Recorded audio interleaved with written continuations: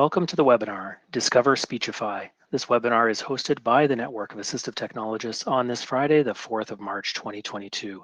Joining us today are Cliff Weitzman, CEO of Speechify, Kenny Lugo, their product manager, and their account executive, Matt Basile, who unfortunately won't be with us live today. He does send his best wishes for the webinar, though. And Cliff, he's an accomplished entrepreneur and a dyslexia advocate who founded Speechify in 2017 as a way to support his own reading struggles, and I hope he'll share his story with us today. And Kenny is no stranger to app development. He is the inventor of various iOS apps and has worked for Apple. Kenny brings his software engineering background to the Speechify team as their product manager for education and business-to-business activities. And again, Matt sends his best wishes with us today. He'd be the one you'll likely speak to if you do follow up with Speechify from a sales perspective. He is their sales account executive. Sorry, I'm still admitting people as we got started a few moments late here. So his background in finance and business administration, along with working in the European private equity sector, it does lend a unique perspective to his work at Speechify. And I'd like to welcome Cliff and Kenny, and in spirit, like to welcome Matt. So I want to hand over the screen sharing, I think, to Kenny and Cliff as we start the session today. I think it's Kenny who's going to start us off. So I can give an overview of the product, but before we get started, it would be good to have Cliff tell his story. Perfect. Welcome, Cliff. Go ahead. It's super nice to meet all of you. Part of the moment Speechify started actually was my interaction with a lot of folks in assistive technology. So I'm originally from Israel. I moved to the US when I was 13, and I'm severely dyslexic. So first, second, third, fourth grade, I had a really tough time learning how to read. And I was a really ambitious kid. I wanted to be Prime Minister of Israel. I wanted to be a billionaire. I wanted to be a pop star. I wanted to win a Nobel Prize for a significant scientific achievement. But I just couldn't finish reading a book. I finished reading my first book, I think, when I was in 8th grade. My teachers thought I was a little bit slow. My parents thought I was lazy. I thought I was awesome. I just need to find a way to prove it to people. And eventually my dad took pity on me, and all my friends got to read Harry Potter and I didn't. So he started reading Harry Potter to me every night before I go to bed. And I loved it. And so he was a lawyer and he had a cassette tape at the time. And so he'd record himself on this cassette tape. And every day I would re-listen to this cassette tape when my dad was working. And so I fell in love with listening even before I got my hands on my first audiobook. And when I was 13, we moved to the US, I didn't speak English. I learned English by listening to Harry Potter audiobooks 22 times in a row. I'm 27. I still have the first chapter of Harry Potter memorized. And, I was in academic workshop for one period every single day during my high school experience. When I got to college, I found that most textbooks did not have audiobooks. And after being introduced to Harry Potter, I just fell in love with books. So though it was always very difficult for me to read physical books, I finish on average 2 audiobooks a week. And I've done that for the last 15 years, about 100 books per year. And the key to that is I listen fast. So what most people don't know is in the same way that you can coach yourself to read quickly, you can coach yourself to listen fast. And that makes a world of difference. And so Speechify has what's called an automatic speed ramping algorithm. As you use it, it gradually increases the speed for you. So, average American will read at about 200 words per minute. With Speechify, most people by default pick 230, and then they'll gradually build up to 350 over the first couple of months. And then I listen to everything at 750 words per minute. And there's thousands of people on the platform who use 900 words per minute. Speechify today is used by, tens of millions of people. Initially, what I built was an iPhone app that would allow me to scan physical books. It could parse PDFs. It could, take any website and parse that too. It dynamically lets you change the speed. In 2016, there was a huge shift in the application of narrow applications of deep learning, which is a subcategory of artificial intelligence, to text-to-speech. And so we were able to make algorithms that created really high-quality voices, as well as better OCR, better transcription, translation, natural language processing, and recommendation engines. And so that product, the iPhone app, has been the #1 app in its category in the App Store for about 2.5 years now. It's used in all English-speaking countries, but it's also used in a bunch of non-English-speaking countries. In the beginning of 2021, we launched our Chrome extension. The Chrome extension has been one of the fastest growing extensions in the history of the Chrome store. To give you context, last year, in the beginning of the year, people would listen to about 118 million words with Speechify per month. That means that if I wanted to do all that reading, I would need to not eat, not sleep, and not go to the bathroom and duplicate myself a couple of thousand times. By the end of the year in December, people were listening to more than 3 billion words per month with Speechify. And now people listen to more than 5 billion words per month with Speechify. There's about 115 people who now work on Speechify full time all across the world. We're about 55 engineers and then a bunch more designers, product managers, etc. The goal of the company is to make sure that reading is never a barrier to learning for anyone. When we started, I was coding the product, and so it was not very good from a technical perspective. So you need to scan a book maybe 3-4 times, upload a PDF, 5 times to get it to parse correctly. And someone without a learning disability would just give up on it. But someone with dyslexia would keep trying, and the 4th or 5th try would work, and then they would cry because they turned a 200-page PDF into a 40-minute audiobook. Today, about 25% of our user base has some sort of learning difference, whether it be dyslexia, ADHD, low vision, concussions, autism, anxiety, second language learners, etc. And 75% don't. They're doctors, lawyers, accountants, people in the military, executives, people in finance. We find that most people benefit from Speechify because when you listen and read at the same time, you're using 2 senses. You increase your ability to comprehend. You increase your retention. Reading takes a lot of cognitive load from people. So about 70% of the brain is typically associated with that decoding work, while 30% is associated with comprehension. But when you listen, a lot less processing and decoding. So Speechify makes it easy to not get bored when you read. What we found when we started proliferating Speechify in classrooms is it wasn't only helping people with dyslexia, even more affinity we found for people with ADD and ADHD. And the answer was, someone with ADHD is not stupid.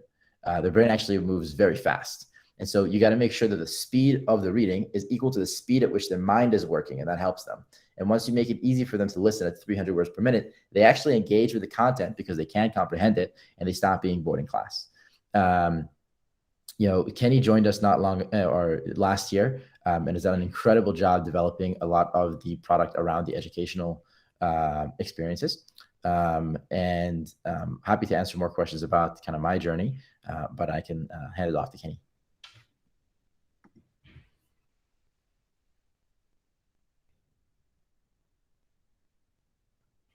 Let me just answer the question that was asked by Monica. I recognize that Speechify is not a screen reader, though I'm curious if you have any use cases of low vision or blind folks using the app. This is a great question.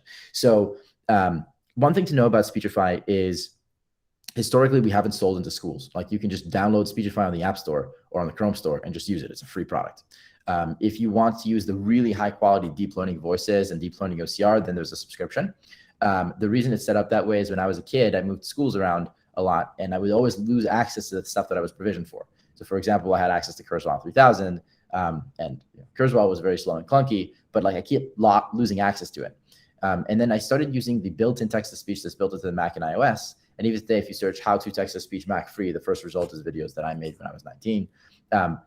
All that ended up being just very slow. So I use a computer very quickly. So I built these keyboard shortcuts that make it easy for me to change the speed. It dynamically changes the speed as you listen, etc. We optimized it originally for people with dyslexia.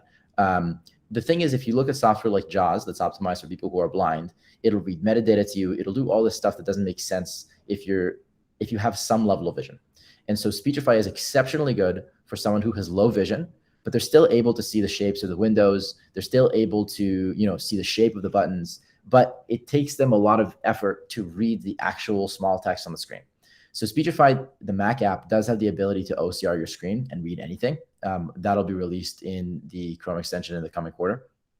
But it does work really well for someone with low vision, but not full blindness. Full blindness, a lot of people with full blindness use the iPhone app because what they'll do is they'll either upload themselves or have a friend upload PDFs for them, and then they can make an audiobook out of anything.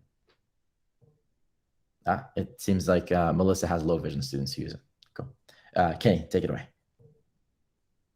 Let's do it. I'm going to do a quick presentation to overview the Speechify product. Let me share my screen.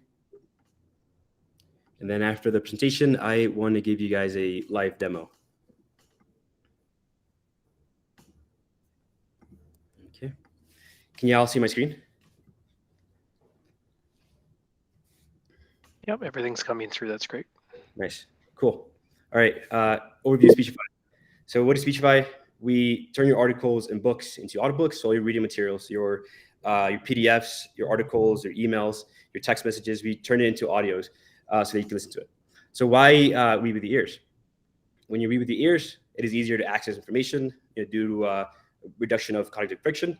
2, you can use our speed ramping tools to listen to the information a lot faster. And then 3, you can do more. So when you use our cross-platform apps, you have the iOS app or the web app. If you're on the go, you can use our iOS app and then just listen to your reading materials, such as if there were, let's say, podcasts. So that's why we read the years. And then here I have a slide of some real reviews from students. As you can see here, Sophie mentioned that Speechify was giving her the ounce of hope she needed to stay in college. I'll share these slides after the call so y'all could dig more into the reviews. As mentioned before, our apps can read on any website. They work on any platform. One of our top used features is the scan feature. So if you have a book or let's say a newspaper, you could take a picture of it, and then it will send the pictures to your library and convert them to audio so you can listen to it. Speechify also works in different languages. So if you have students that are international, they have reading materials in Spanish or Chinese, let's say, Speechify will be reading in that language for them. Okay, so before I go into giving a live demo, if you, Cliff is going to leave a call, let's say 10, 20 minutes from now. So if y'all have any more questions for him, now is the time to ask him. I'll give a minute. Okay, cool. So let me give you a live demo of the Speechify app. I'm going to start off with our most used apps, the first one being the Chrome extension. Here I have an article on Medium, and when you have a Chrome extension installed, whenever it senses text, it automatically adds a play button to the bottom right of your screen for you.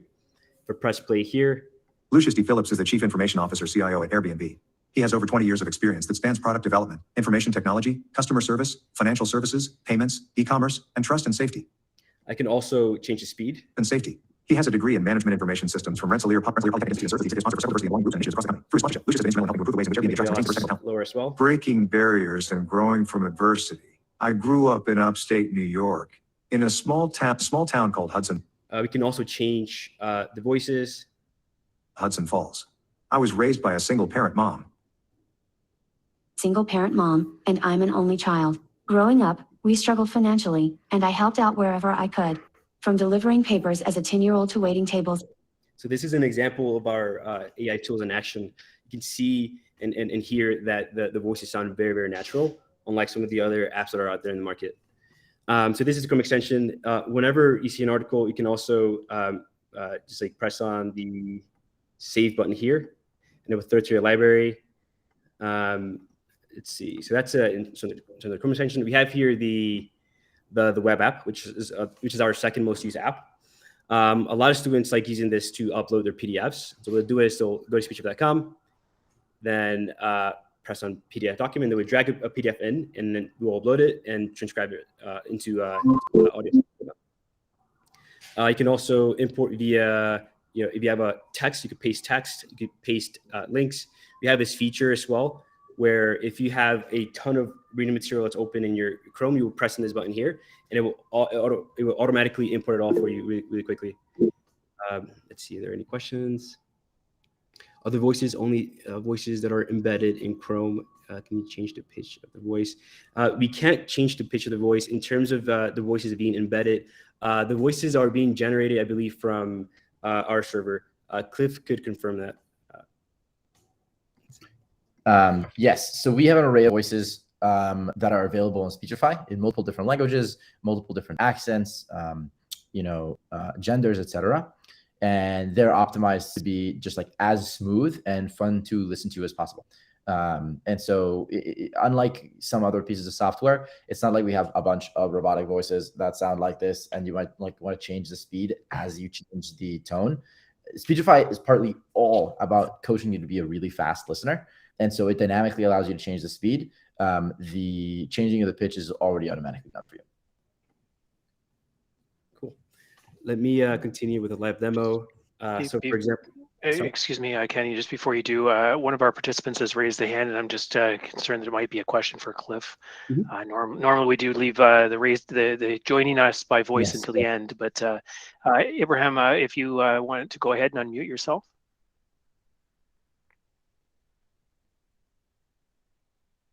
Oh, unfortunately, Abraham left the meeting. I think maybe clicked the wrong button there. So we'll keep an eye out for him rejoining us. So sorry about that, Kenny and Cliff. Continue, please.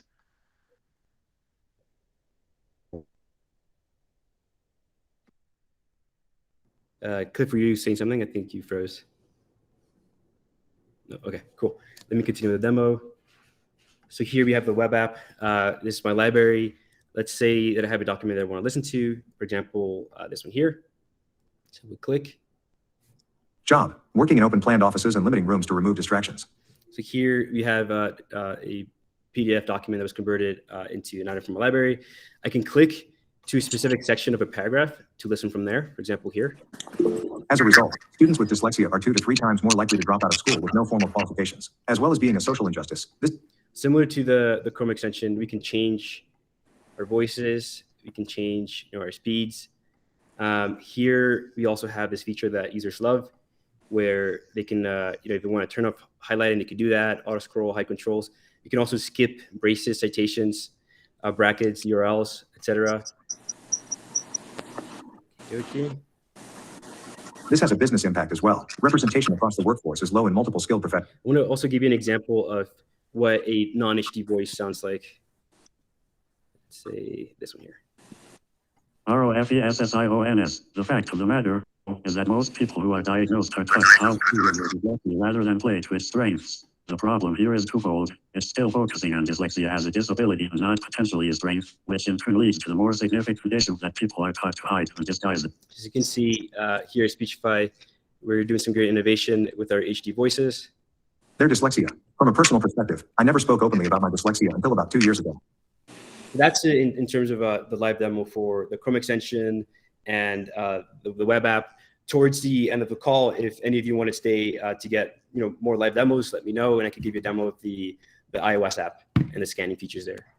I noticed that Abraham is back with us. If you'd like to unmute and go ahead. Can you hear me now? Yes. So I just got a quick question. I'm wondering, does Speechify have a extension for Firefox or Google Chrome or anything like that? So we do have the extension for Chrome. The first one I just showed you was the extension. So whenever you are surfing the web on Chrome, on your Mac or your Windows computer, when it senses text, it adds a play button for you automatically. So it creates a low friction experience. We also, sorry? Is that extension paid or free? Sorry, say it again. Is that extension a paid option or a free option? The extension, so we have two options, which I'll go in depth in a bit. We have the light and the premium version. The light version, which is free, it does come with the extension for free as well. Okay, thank you. We also have an extension for mobile Safari. So whenever you are on your iOS, on your iPhone, and you're in Safari and you have an article open, it automatically adds a play button for you, so you can listen to it from there. Oh, that's cool. Mm-hmm. Great. Thank you. Thanks, Abraham. We'll continue with the presentation, and we'll try and get to these questions as we wrap up, unless anybody has burning questions for Cliff directly. It's a pleasure to have Cliff here, and I know that his time is being split today, kind of unexpectedly last minute there. So we had hoped to have him for the entire presentation, but he's in demand. So. So carry on, Kenny.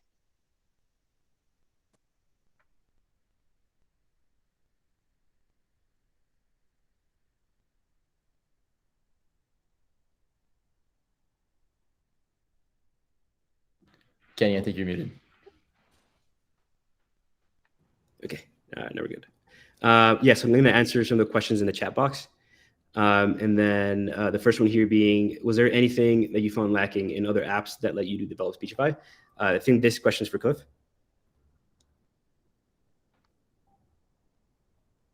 You're muted, Cliff. Sorry, the question is, can you show us what that looks like from perspective of someone who is moving between pages or tabs? What that looks like? No, the question, let's start off with the one that was here. Was there any, from Karen Ritchie, was there anything that you found lacking in other apps that led you to develop? Yes, of course. So I'm a huge user of text-to-speech. I listen to about 300,000 words per week. with Speechify. I was an extensive user of Kurzweil, of the built-in Apple products, etc., built-in Chrome products. And actually, I had a recurring calendar reminder where every week I would message the accessibility teams at Facebook and Apple, at Google and Apple, trying to get more implemented. The thing is about big companies is they're optimizing for the average user. And so most users don't use text-to-speech, and therefore it does not make sense to add an additional feature that would lower the quality of the experience for the average user. So I'll give you an example. Some of our earliest investors were like Charles Schwab, Richard Branson, Mike Krieger, who's the CTO of Instagram, the founders of Robinhood, of Grammarly, of Audible, etc. So Mike Krieger, at a certain point, we had a really good translation inside the app. You can scan a document in Russian and it would read it to you in Japanese. Mike Krieger convinced me to remove translation from the app. And like, I had worked so hard to implement this feature, I wanted to cry. But the second we removed this feature from the app, people use the core products so much more. It was exactly the right decision. And so it's very difficult to not difficult. It's the wrong decision to oversaturate a product with too many features that take away from the core experience. So for example, Google, you go to the website, you can only do one thing: query a question in the toolbar. That's it. And so the same thing is true for platforms like Apple and Google. Like, you can't overload the user. Now with Speechify, we just took text-to-speech and just put it on steroids. Text-to-speech has been around since like the 1960s, when Steve Jobs opened the first Macintosh and was like, "I am a computer that can talk to you. Hello, father." And so we just improved the quality of the voices, which doesn't exist in other products. We allowed you to dynamically change the speed and listen up to 900 words per minute, which doesn't exist in other products. We built an ability to use optical character recognition to scan physical books and PDFs, which doesn't exist in other products. We built a product across multiple different platforms, so you can start on iOS and finish on Chrome, etc. You can pause, on Chrome, continue on iOS, and then go on a bike ride. And you can, do that play and pause from the close screen of your phone. And so basically all the functionality that you would expect in an app like Spotify, like Audible, we added into the product. And so it's just very, very powerful software in that regard. And then if you use the Chrome extension, one of the big things that we did there is, we have a very strong backend platform team that parses the internet, like actually exactly the same type of work that Google does. And every website, it figures out how to skip the metadata, how to load the audio, how to dynamically change the speed. So in the Chrome extension, 30% of the usage is actually Gmail, and 20% is Google Docs. And so all that integration work is there to make the user experience really solid. Yes, one subscription on the same email will give you access to both iOS and Chrome and Android. Nice. There's another question here. Does Speechify have management tools for educational institutions? I was talking with Doug about this a couple of weeks ago, and I showed him some designs that we're working on, and we should have the development should be completed within the next couple of weeks. But in terms of sharing access for Speechify with your students, we have a very frictionless experience. We give you a link with an X amount of licenses that can be activated, and you share with your students, and they can all join Speechify without having any troubles.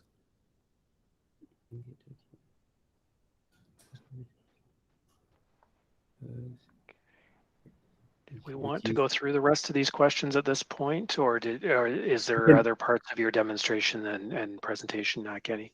I could move forward on with the presentation, and then towards the end, I can answer more questions. Okay. Okey-dokey. All right, and Cliff, just so that everyone's aware, Cliff has just had to leave the meeting, so. Okey-dokey. So I gave you guys a live demo of the Chrome extension and the web app.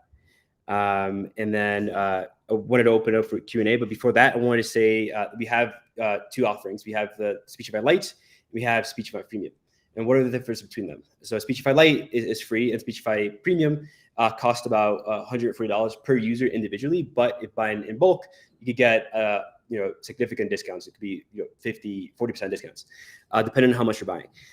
In terms of the differences between Speechify Lite and Speechify Premium, in Lite, users are still able to listen to any article on any app, any extension. The only limitations that we add is no HD voices, and then sometimes we might add a limit to the speed grabbing tools. So students, whether free or on a paid subscription, will always have the ability to listen with text-to-speech. And then if they want a more extensive experience, a more better experience, then they could upgrade to the premium option. So that's in terms of the offerings. Any questions for me? There are some questions in the chat here for us, Kenny, and just Lyle was asking which voice you were using. He claims that it's exceptional, and it's obviously one of your HD voices. So is there one that you were using there, Kenny? Yes, the one I was using was Matthew. That's my favorite one. To me, it's the one that sounds the most natural. Some of the people like Sally. Next question. Yep. And I think Kristen asked, the voice is only embedded in Chrome. Can you change the pitch? I think you and Cliff answered that one earlier. Mm-hmm. And then Jane is wondering, will the web app read embedded PDFs? Embedded PDFs. Can you tell me exactly what you mean by embedded PDFs? Jane, are you able to unmute and clarify that for us? Yep. So by embedded PDFs, I just mean PDFs that are embedded into the web page rather than downloading them into your web app or reading a web page text directly. That I will have to get back to you on. In terms of at the top of my head, I think that the best way to listen to an embedded PDF is going to have to be via the input feature. But once we release the screenshot reader, they should be able to just like it's going to be universal within Chrome. And then also when we release our desktop app that's in production, it should be universal in terms of like it could work on let's say if you have text within Excel or text within a design tool like Figma. The best way would be for now for embedded PDFs will be just import it into your library. There was just a clarification from Monica regarding that. I think is meaning a PDF that opens in a browser versus downloading it to your computer. So just to clarify, that's what you're talking about, correct, Jane? That's correct. Yeah. Okay. All right. So and Kenny, I was busy doing a lot of the administrative stuff in the background here while you were doing the meat and potatoes of the demonstration. Plus, I've been very fortunate to have that demonstration before. So I apologize if you've already covered this, but you just let a lot of up and coming features kind of drop in answering Jane's one question there. So did you mention those before, or? Did not mention this before. Okay. I mentioned a couple of them to you a couple of weeks ago in terms of the team like management and the screenshot reader. That's something that it's developing right now. The account management software should be released within the next couple of weeks. The desktop app is something that's going to take a little longer, probably a couple more months. But once we have that, it's in to be work on like Windows, Mac, and then have a universal experience rather than it being on, let's say, your browser. Okay. Can you give any more details? You just did it there about the universal app and that, but just you mentioned screenshot reader and just if you whatever you're allowed to tell us on those, Kenny. Yeah, I want to show you guys something real quick. Let me share my entire screen. So there are times, I would say about 10 to 20% of the time that when you're listening with the Chrome extension, you're going to find a type of document that it's not automatically parsed. And so what people usually do is they just like copy the text over, put it within Speechify, but that adds friction. And then we have this app here that we don't share with like a lot of people because it's like an older app, but it still works really good. And this is an example of the screenshot feature. And I could actually also just like send anyone that needs it, I could send this app along as well. For now, it only works on Mac. But let's say that you came across an article that you can't read. What you could do is you could click up here. Let me close this here. You click up here. Okay. And then click on this little camera icon, and you can highlight where you want to listen. The fact of the matter, though, is that most people who are diagnosed are taught how to deal with their dyslexia rather than play to its strengths. The problem here is twofold. It's still focusing on So that's the screenshot reader. This one is also universal. So let's say that I have my emails here, and I want to listen to, outside of the browser. I could go here, and go like this. And if I would have selected the picture, it would have also skipped the picture. So that's something that people ask for.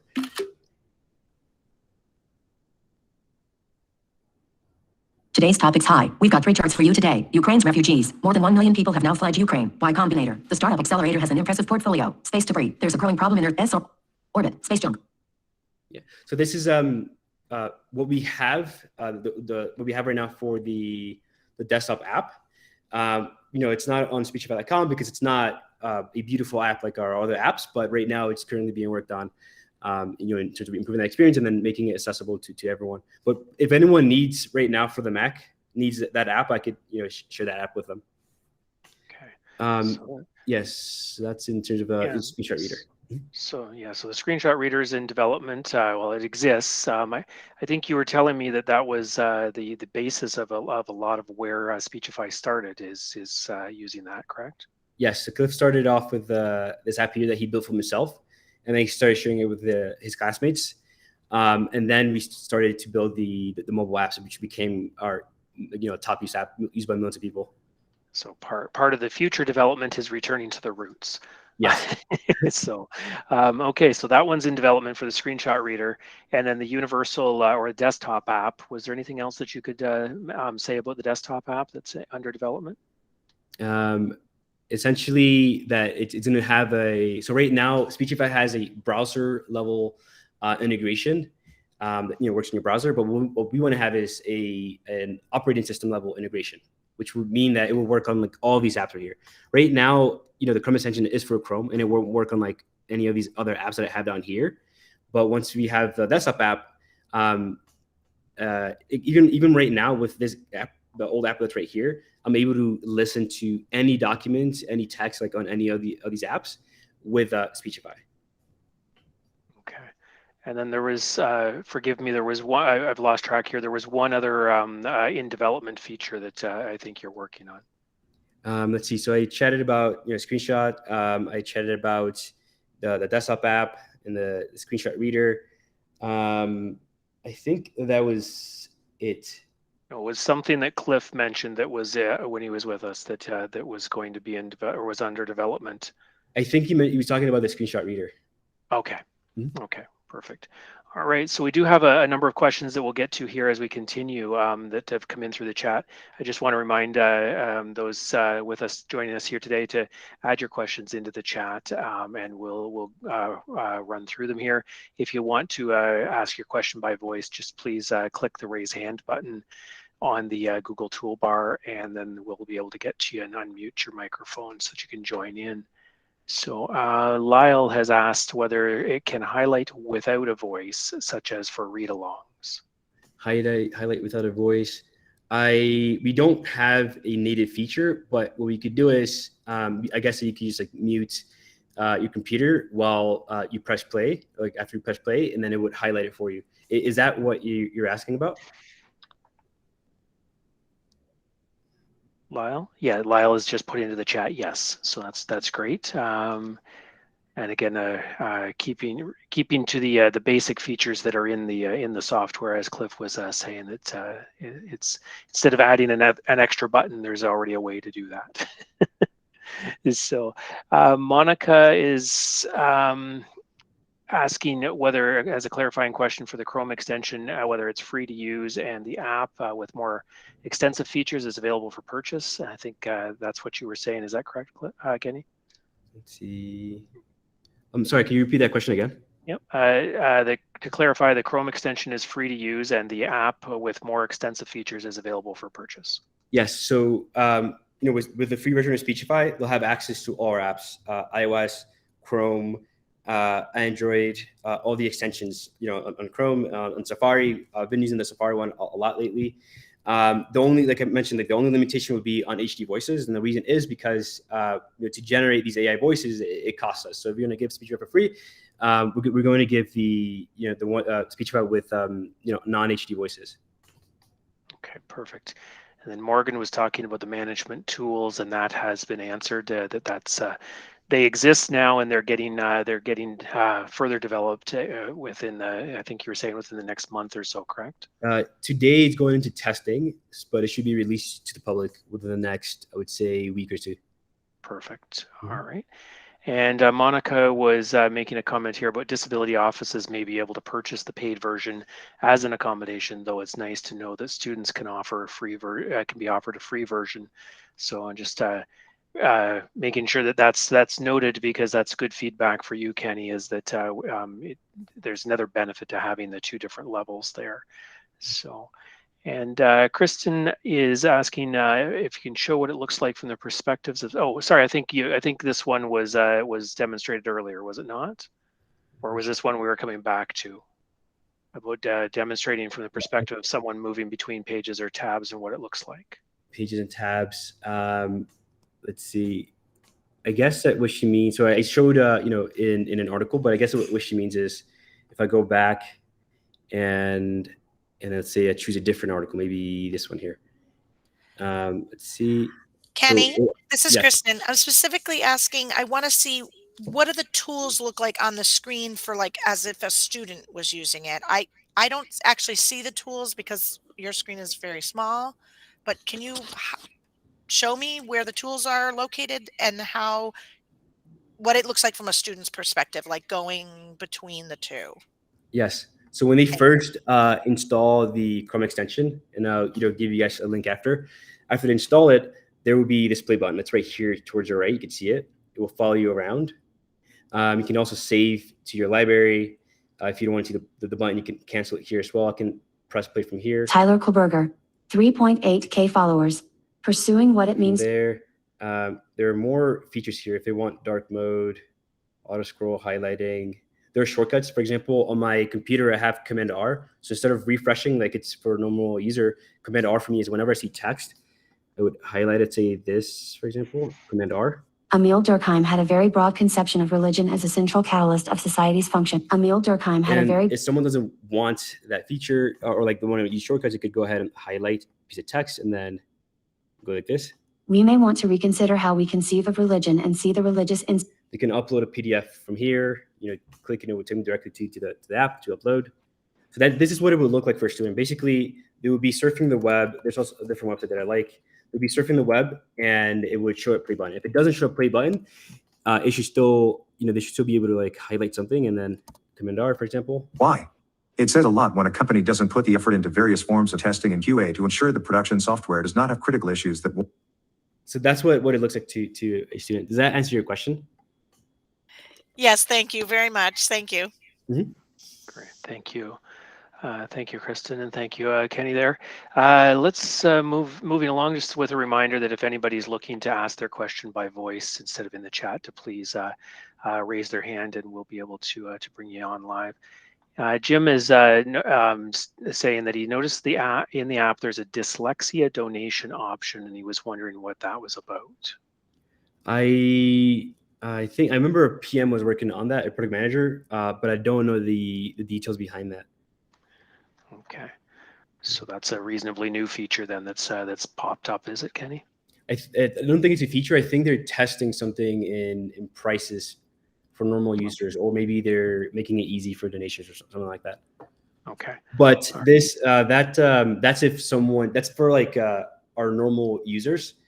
In terms of your students, they shouldn't see any of that. Okay.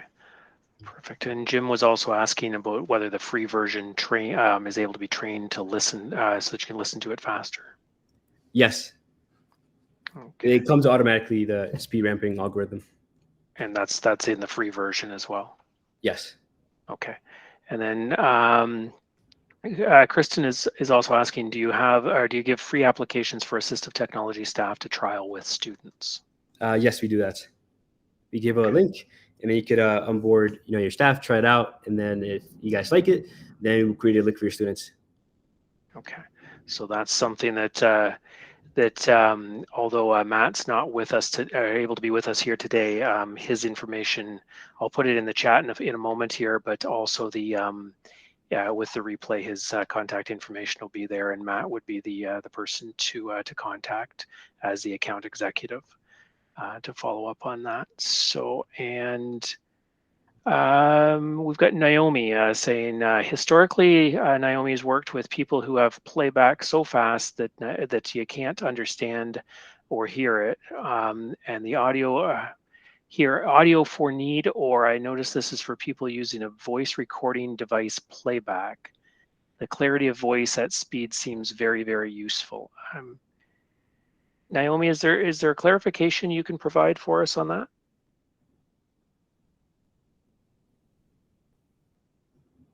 Is Naomi still in the meeting? sure. Yep, I do see Naomi. I'm not sure if Naomi is able to unmute or not, but I think gathering from that that some people use it so fast that it's sometimes difficult to use.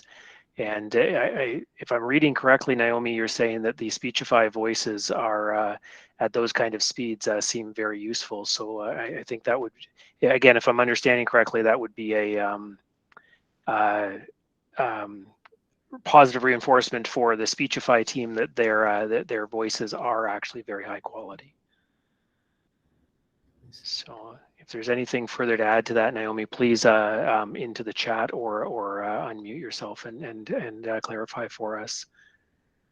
So, and Morgan has said, with the new data management features coming out, can educational administrators see how often students use Speechify? Yeah, it's also something that's being that's in development.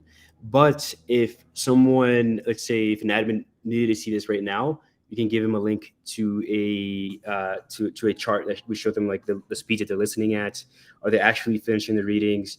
What type of like documents that they're listening to the most, etc. Okay, perfect. So that's available, which is great because that helps us justify the funding as well. So, and Jim is asking you to chat a bit about the privacy policy. Yes. So the privacy policy, we're still making it better as time goes. But I had here, and I can share this with you guys towards the end. I have a sort of like a table of what we collect and what we don't collect. You can see here, but essentially what we do is we collect data in terms of like usage data, like what are they listening to, at what speeds. We collect their email, their name.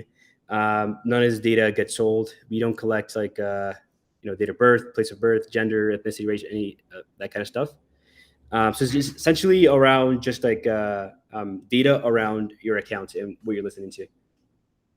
Okay, perfect. And that information that you're sharing on your screen there now, I think you were able to share that with us as part of the, so we can put it up as part of the replay. Is that correct? Yes. Let me make this a little bigger, and then anyone that goes to the replay will be able to get an idea of what we collect and what we don't collect. Okay, perfect. So that'll be in, like you say, in the replay, and then we'll be able to, you'll be able to provide that as kind of a document that we can share with the replay as well, correct? Mm-hmm. Okay, perfect. I've just put Kenny and Matt's emails into the chat for those who might be looking for them. And Naomi was just saying that was unable to unmute, but developing clarity, very important for individual, and that Naomi was just endorsing the development that's been done. And it's been a long time needed. So, okay, so it sounds like we were interpreting that question correctly. So that's great. And Lyle is curious if an account management tool to produce or revoke access if you have the multi-license or institutional accounts. So it'll allow you to do that, is I think what Lyle's asking. That's in development right now. Like if someone needed to, let's say, remove someone right now, you could talk to us and we'll do it for you. But in terms of like being able to do it yourself, that's going to be released within the next week or two. Okay, so that account management tool that you were mentioning earlier is going to have the ability for us to be able to revoke or as well as approve. Okay, all right, perfect. A question from Maureen here. Is the bulk rate for number of licenses or enrollments? What do you mean by enrollments, Maureen?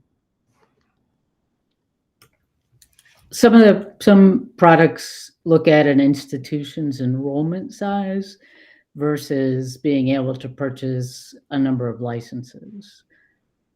I would say number of licenses. That's how we've been doing it with other schools. Okay, thank you. Okay.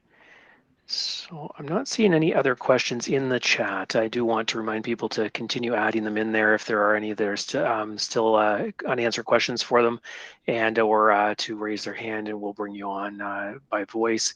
Oh, Clark just put one in there. How is the experience of reading a physical book with Speechify? Is there less friction than using Microsoft Office Lens or other OCR tools? I have not used the other, some of the other tools you mentioned, but if there are no, further questions, I could give a quick demo of the iOS app if people are interested. I think that would be beneficial, definitely, Kenny. We do have another question here from Jim just before we move on. I don't want to close off the questions for the sake of the demonstration, but yeah, it would be nice to be able to have you show that to us. So Jim is wanting to encourage your team to be careful about intellectual property and copyrights. Because the awesome tools, it has a lot of similarities to other text-to-speech programs, even though it looks like a great tool. So Yes, we'll keep it in mind. yeah. So, and appreciate that feedback, Jim. Our webinars, Kenny, I mentioned to you that depending upon the audience that's with us and all, and how in depth you go with answering the questions up front, is that you're liable to get a lot of feedback from us and things like that. So Jim, I appreciate you doing that. It's a two-way conversation in our webinars. We don't just ask for a product demonstration. We want to be able to give you feedback. We want to be able to hear some of the upcoming developments and help you parse some of those developments out if the ability is there as well, because we're the ones that are using these tools every day with the students and not just students, but primarily students that we support. So it gives us the opportunity to feedback to developers such as yourself, Kenny, and it's not an opportunity that's very often afforded to people in our industry. We quite often just get the sales brochure, and that's where it stops. So yeah, we appreciate it. Mm-hmm. Yeah. So again, if there's any questions to be added into the chat there, continue to do so and/or raise the hand. I don't see any raised hand. Oh, Lyle has just raised his hand. As I should have hesitated for a second. Lyle, go ahead. Yeah, hi. Thanks, Kenny. Thanks for doing this presentation. And I was writing out this question, but it became too long, and I'm sure I would have hit the buffer of the chat box. So we use a tool called Accuplacer. Accuplacer is a placement and admission testing company, and they utilize some level of security on their tests that prevents text-to-speech applications from very easily accessing them. And I'm not sure if you're familiar. If you're not, I'd love to send you a link to their practice site. But it would be great if you could develop your tool so that it could either do real-time screenshot reading, or if it could break through that security and be able to provide good sound, proper, easy to access text to speech. So just one of my requests, if I can throw it out to you. Yes. Yeah, we've had a couple of organizations before mention that Speechify was getting blocked just because of how we transcribe the text. But having that OCR feature should be able to allow them to bypass and listen anywhere. But yes, please send me the link to Accuplacer. I'll check them out and then look for ways to making it work there as well. Okay, I'll put it in the chat in a second. Thank you, Lyle. Thanks, Lyle and Kenny.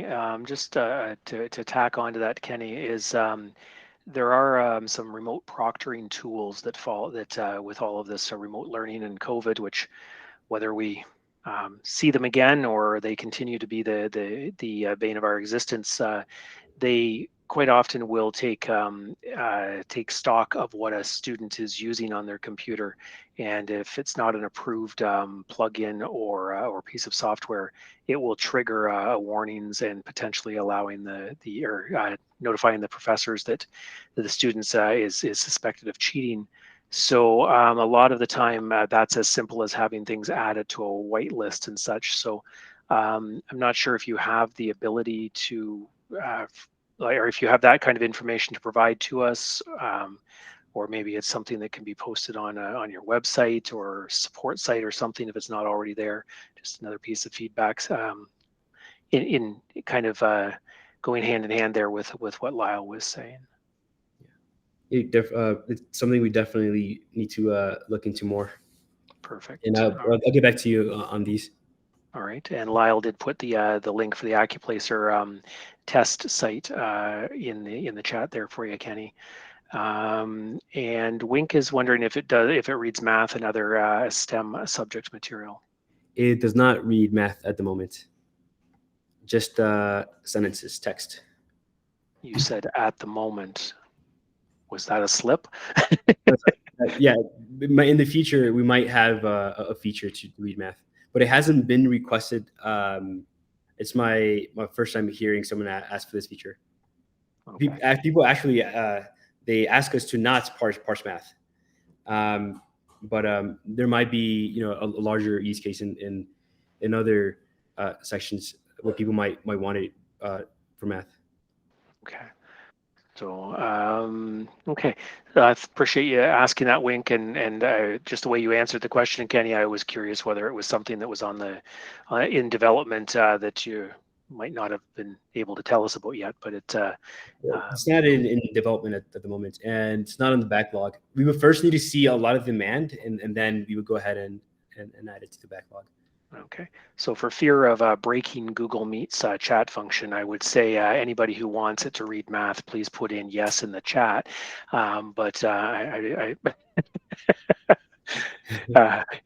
So I would something that Cliff mentioned when he was talking earlier about taking the tool back to its roots and taking, I think it was the translation feature out. It's along those lines. If I was to put yes into the chat, Kenny, I would give you some feedback that maybe we would add an option button somewhere that it can be added in, or an add-on, like a plug-in to the plug-in or something along that line, so that it wasn't there for everybody. But anyways, that's my 2 cents worth. And so you've got definitely three no-one votes for reading math and from this meeting. So Clark has raised his hand. Go ahead, Clark. Oh, sorry, four yeses. Naomi just added. You can add a fifth yes for me. But one question that I did have was, there was a mention of the reading of books with I think Cliff or you, Kenny, mentioned a connection with Audible. I think it was just like Capital or something, but it made me wonder, is there any work being done to get any integration with major e-reader solutions like Kobo or what's the one that Amazon makes? I can't remember. Anything like that. Kindle, that's the word. Kindle. I know that for sure. I know that it's a high priority for the company to just make audiobooks. Apart from just like text to speech, to create audiobooks similar to how Audible does it. So I know that there's like a big push for that, but I don't have more in terms of like development status. There is right now what people like to do is, or a lot of students, they have let's say a physical book, and then they take a picture of it with the the Speechify app, and then it will automatically, let's say you could take pictures of a chapter, you flip the pages, take a picture of it, and then it automatically combines them together into an audiobook for you. What I've seen some students do is that they have they have PDFs of entire books, and they go ahead and import it into Speechify, and then let's say it's an audiobook that's about 8 hours. And what they do is they like to use it, have their mobile phone, they plug in their earphones, they press play, they lock their phone, put it in their pocket, and they can listen to it just as if it was Audible. But in terms of like having a much better experience, we would need to create native features around that. Mm-hmm. Okay. And all right, I appreciate your question there, Clark, and Kenny for addressing that. And while that was happening, there was at least another 3 or 4 math yeses in the chat. So if you're keeping the tally going there, Kenny. And Lyle is regarding another tool that's quite often used called Respondus Lockdown Browser, and adding that to the would like to be able to have you work with them to add Speechify to their list. So that's a little along the lines of the AccuPlacer conversation we were having. Yes, I will look into this. And it's more along the lines of the remote proctoring software that I was talking about as well.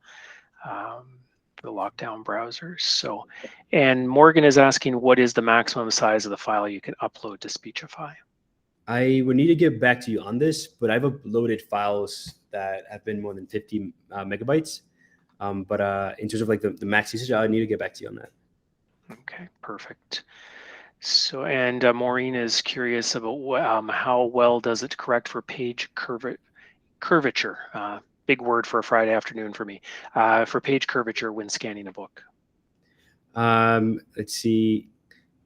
And I'm not sure, if is part of your iOS demonstration, Kenny, was it going to be scanning a book? Yes. Maybe it's perfect time to move into that. Yeah. So there have been, I have a doc somewhere here. Let's see, PDF. There's this PDF document that a teacher shared with me once. And she mentioned, like, she was like, no other tool can, import and read this for text to speech. Like, not even Speechify could do it. And then when I showed her this, and the reason why it can't parse it correctly is just because of the structure of this newspaper. It's not very good for technology in terms of our automatic OCR tools. But if you use, let's say, the Speechify desktop app, the Screenshot Reader, it works really good with it. I can start from, let's say, here.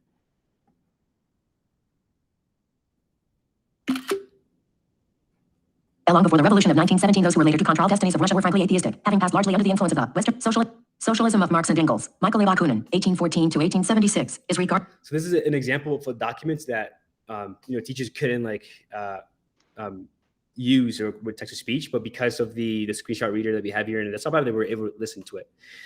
In terms of as you can see, like it's a little bit curved. The text curved a bit. Not it's not too terrible, but let's say that if you have an actual like a physical book, and if you would take a picture of it, let me actually just quickly give you a live demo with my camera. So I could show live example. And then I wanted to show you the tool that I use the most, which is the Safari extension that I really like. Okie dokie. We do have one. Yep, just when you're ready, we do have one other question that's popped into the chat here that we don't want to forget, Emily. Nice. I'll come up real quick. 1 second. Yep, no problem. So just as Kenny's doing the setup there and changing over to be able to show us the phone app, if anybody has any questions that are still lingering, please do add them into the chat, or if by chance we've missed them as the chat's been scrolling here, then please do add them back in. And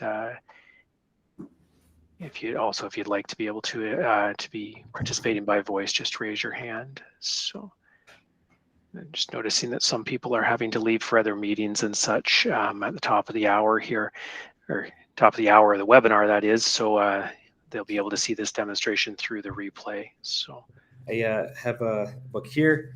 Yeah, for anyone that needs to leave, you'll feel free. But anyone that wants to stay another 10 minutes to say, I'll give you a quick demo of the iOS app. So let me share my screen. Okay.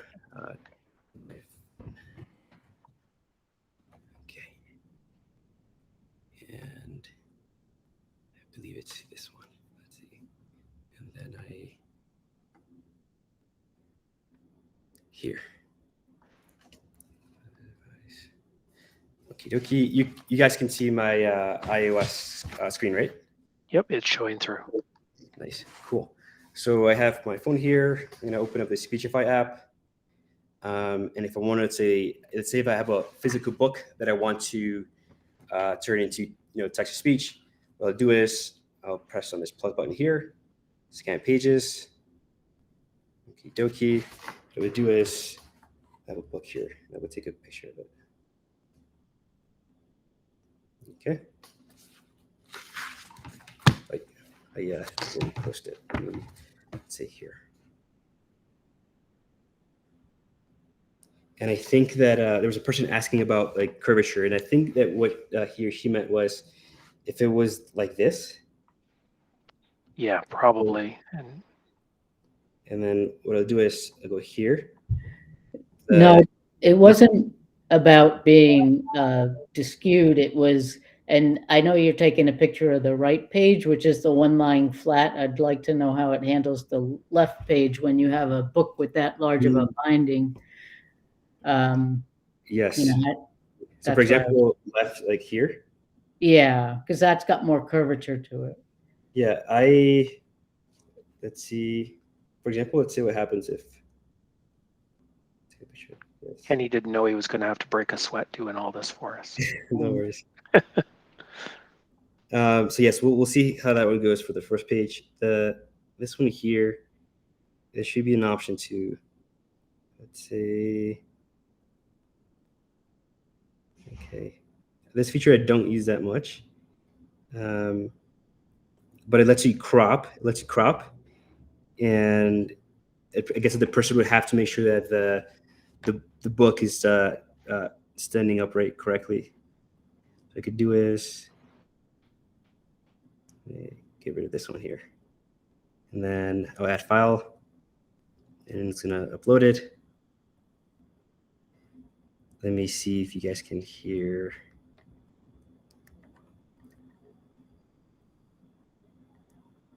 I think because I'm connected to my connected to the computer doesn't let me listen. But yes, you would have the the speed tools here, the voices.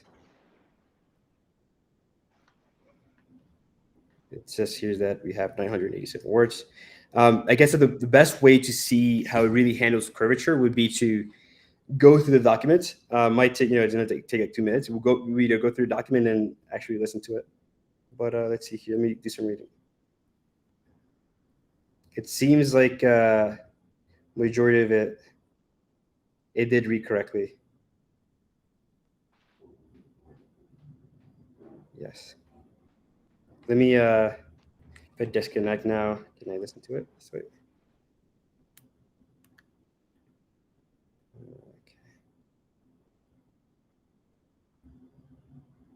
Okay. Testing. Okay. Procedure. Exactly a week before my 64th birthday. I got the results. They were shocking, to say the least.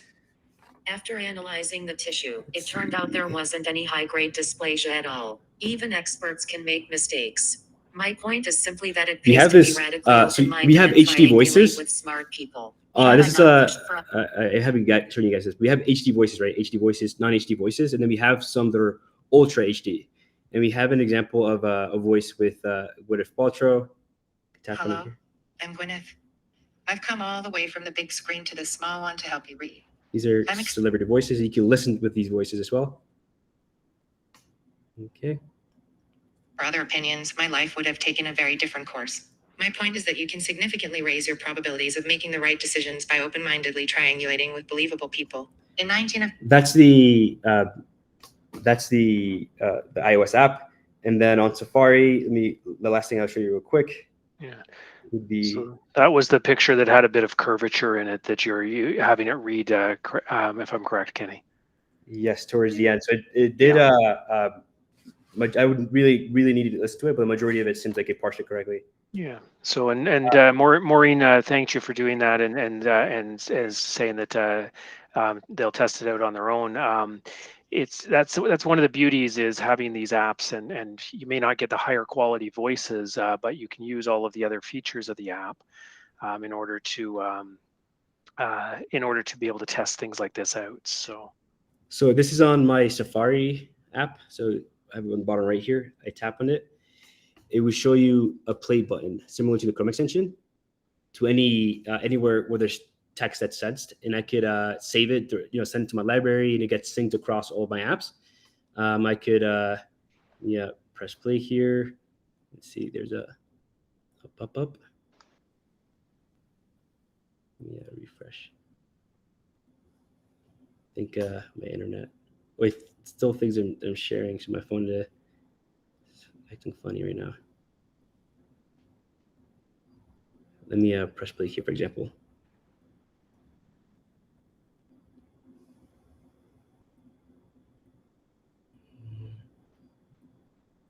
Price analysis 2 nines, BTC, ETH, BNB, XRP, ADA, SOL, Luna, AVAX. You can also turn on the ability to skip BTC those. has recovered close to $44,000, indicating that the downtrend could be coming to an end. However, the price may not rally to the all-time high in a straight line. This means bulls are likely to face several hurdles in between, and the price action may remain volatile. JP Morgan analyst. So that's a quick demo of the iOS app. When I give you, for those that would want it, I can give you access to all the apps, and you could try it out for yourselves. Okay, perfect. We got a couple other questions that have come in here. Sorry, was that somebody who just unmuted that wanted to join in?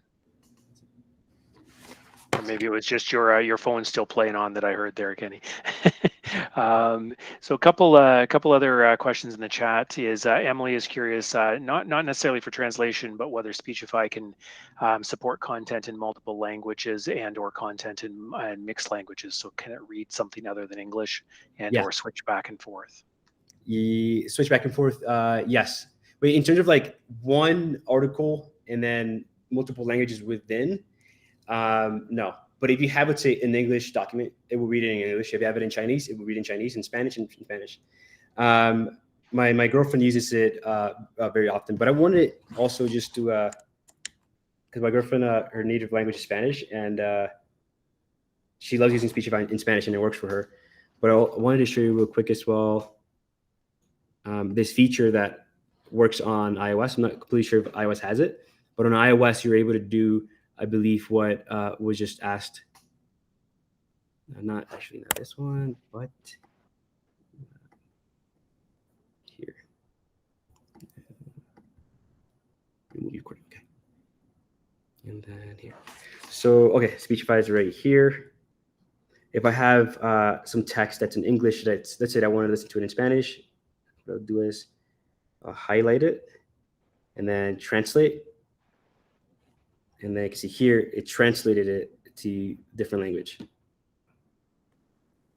That's is that a feature built into Speechify or into the iOS? This is iOS. So we give iOS the ability to parse it, and we didn't have to build this feature from scratch because Apple was providing it. So you can click on translate. There are also other languages, I believe. You can right now have it set up. Oh, yeah, there are a bunch of other languages in here. You can add more. So it does give you the ability to, let's say, if you have a text that's in a different language and you want to listen to your native language, you could go ahead and highlight it and listen to it in that. Okay, great. I appreciate that. And the especially the integration there with some of the iOS features that you can also make use of and stack the features there. That's great, Kenny. Morgan is wondering if Speechify can be used offline or does it always require an internet connection? I believe that right now it only requires internet connection, but it's been a feature that's been requested a lot. So I know that it's top priority for the company. All right, perfect. We don't have to ask for a vote in the chat on that one because I know that with a lot of students that would be, especially with remote learning, a lot of them don't have strong internet connections or maybe they don't have internet at all at home. So Lyle's curious, when you get a license for the software, do you get access to all the voice types? If on the free version of Speechify, you get access to all non-HD voices. And then if you have a premium version, you get all HD voices and the Ultra HD voices as well. Okay, perfect. And Emily is just thanking you for that information on the languages that you demonstrated there, and just is voting for being able to switch voices for mixed language content. That it would be very helpful for higher ed. So something, if possible, to work that into a future release on that. So. If we see enough demand, it's my first time listening to it, but if we see a lot more demand, we'll add it to the backlog. All right. I again hesitate to ask for a vote, but I'm kidding, but I'm not kidding. I think you would get a lot of support from the higher ed community, Kenny, is and that for being able to do that. But at the same time, you have to go with your development roadmap. So. Okay, I've not seen any other questions or comments into the chat. And again, I just remind anybody, if there's still any lingering thoughts or questions, raise your hand. We'll get you on by voice, or as we wrap up here, just to add them into the chat. Yeah, you do have another vote from Morgan for the multi-language support there. So yeah, and we understand that that it can't be the network of assistive technologists. I mean, a Speechify network of assistive technologist version. We can't dictate your entire development path, but hopefully some of these features that we've been mentioning to you, we might see in future releases. So okay, so right, I'm just not seeing any other comments coming through here. I'm just going to be resuming the screen share here as we wrap up for our webinar today here, Kenny. And before we actually do finally wrap up, I do want to just ask you if you can do two things for me. And one of them is stepping in for Matt. So I understand that you might be limited in some of the information that you can summarize for us, but what I'd like you to do is to talk just briefly about the fact that when you download or install the Chrome plugin or any of the software, is that it makes it appear that you need to add a credit card in order to use it, even though it says it's free. And then I'd like you to that'll probably take you right into just an overview, a high-level overview of the different license options that are available for educational institutions. So let's say if you go to speechify.com right now and try to sign up, it is going to ask you for a credit card. But if you guys sign up via me, I will give you a link. We have created a user experience to purposely not ask you for a credit card. So right now we're only giving Speechify free for students that are signing up via, let's say, a school teacher or an admin, whatever. So that's because we don't want all of our other users to just like be able to sign up like that. So right now it's only for students. In terms of the different licensing options, we have the free version of Speechify. You can use it, try it out. Unlimited, right? Use of Speechify, unlimited uploads, usage of the voices that are non-HD. And then if you want to upgrade, then we have certain tiered discounts depending on how many you're buying. I think my team might have the latest, but from the top of my head, if you're buying, let's say, between 5 and 10 licenses, you would get, I believe it was a 10% discount. If you're buying between, let's say, 11 and 50, you would get a 30% discount. And if it's more than that, it would be like a 50% discount. And if buying for an entire school, you could get an 80% discount. Okay. And I know that there are some of those prices that Matt or Matthias, you refer to him as Matthias, I refer to him as Matt. So his proper birth name and then how he signs his emails. So just in case there's any confusion there of people talking, who they're talking to in the future. I just wanted to clarify that. So I don't want to quote any prices because that is Matt's job. And but you're right, Kenny. There are some discounts there based on quantities. So and I'll add in again. I'll add in my Tia's email right here. And then if anything related to product, reach out to me via here. Yep. I can help out with onboarding, giving more demos, etc., and then help you get onboarded. All right, perfect. And to clarify, and I think what I'm going to ask you here, Kenny, is going to clarify Lyle's question, and it might even answer Wink's. Is the link? You mentioned this onboarding link that you've designed? Is that a link that I would get the same link as Lyle and Wink and everybody else, or is it a link that you design for me? It will be a link for your organization. Let's see, Lyle here is asking, will you grant license to any of us AT folk on N.O.A.T or offer price licenses? We have copy demo experience. So we could do is, I can give a link just for anyone connected with N.O.A.T. They could onboard, have access to everything. And then I can give a link for the organization that the AT is part of.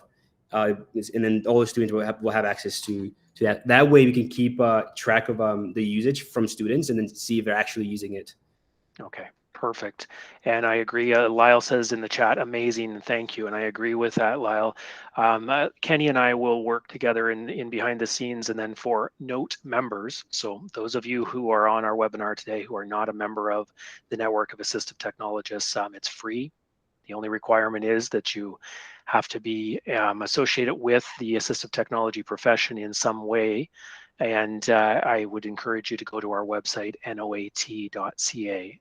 It's N.O.A.T.ca, and there's a join tab there that you can fill out the very short membership application, and then we can get you hooked up through our license if you're not going to reach out directly to Kenny and or Matt to look for your own individual institutional license. So that would be, again, Kenny, that's as Lyle says, that's amazing, and thank you.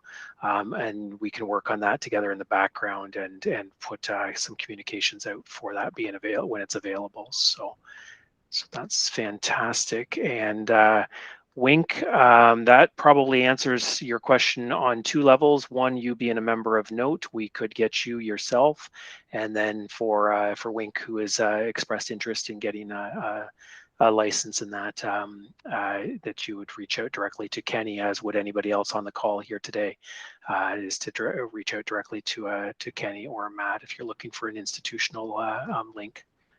Okay. And all right, and just on a note of interest for you, Kenny, Wink is a teacher, Wink, a professor in one of the assistive technology graduate programs in the U.S. So I think she might want to talk to you about letting some assistive technology students in training be able to use your software. So that would be fantastic to see it expand that far. And Wink, go ahead. I use a lot of demonstrations in the class that I teach, and this would be where I would like to be able to use this as a demo for the students. The students that I teach in this program work in disability services and handle technology for various colleges around the country. So I would be using it as a teaching tool. This is really where my interest lies with it. So that's my thing. I'm sticking to it. Perfect. All right. So I'm glad to be able to connect Wink and Kenny, and that with regards to helping you out there, Wink. So, all right. I'm not seeing any other questions or comments into the chat. Final call for those and anybody to unmute themselves or raise their hand and join in by voice. As we are wrapping up here today. Kenny, I know you've been the one-man show with putting this together and kind of at the helm of it today, which was not the original plan. We had hoped to have Matt and Cliff with us, and we were very fortunate to have Cliff at the very beginning there, which please relay our appreciation to him. It was wonderful to hear from him where this all started from, the philosophy behind the scenes, some information about what's up and coming, and then for you to have taken us through this demonstration. You're the developer for this product for Speechify.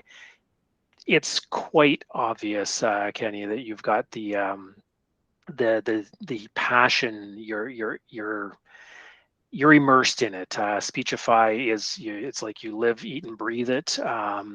You've even got your girlfriend convinced to use it, and that it's wonderful. And let us just tell you that it shows through. So we appreciate you kind of taking the reins at the last moment here and being able to fill in and being able to provide this fantastic webinar for us. And yeah, and Michael is just is in the chat, is just wanting to get a hold of demo. Michael, get directly in touch with Kenny. Kenny will set you up with a link, and let me tell you, once you get the link, it's pretty darn simple after that, isn't it, Kenny? Yes, and then if anyone needs any manual onboarding, I'm happy to do that. I have a time for it. All right. All right. So yeah. So again, Kenny, you've pulled off a great show here. You've shown us lots. You've given us lots of information, and the offer that you're providing for both members of the Network of Assistive Technologists, as well as for individual institutions to be able to get the software for free. Again, thank you, and thank Cliff and the rest of the Speechify team for being able to make that available to us. So again, I want to show our appreciation to you for being with us today. Your continued support of the assistive technology profession, the accessibility community, and most importantly here, our membership of the network of assistive technologists. I'm very much looking forward to keeping abreast of what Speechify is doing. As you bring out some of these new features, by all means, don't be shy, don't be a stranger. Let us know what the updates are, and we'll circulate that information to our members. And as well, if you are ever looking for feedback on things, our members are more than happy to give that. So be in touch with us for that. We're happy to help. So I'm just double checking the chat and the raise hand queue in case there was anything as we finally wrap up, and I don't see anything. So anything that you wanted to add before we end today's session, Kenny? Yes, I just wanted to say thank you for the kind words, and thank you for having me. Great. All right then. So lastly, for everyone here today, thanks for joining us, and remember, you can't spell education without AT. Bye guys. Cheers.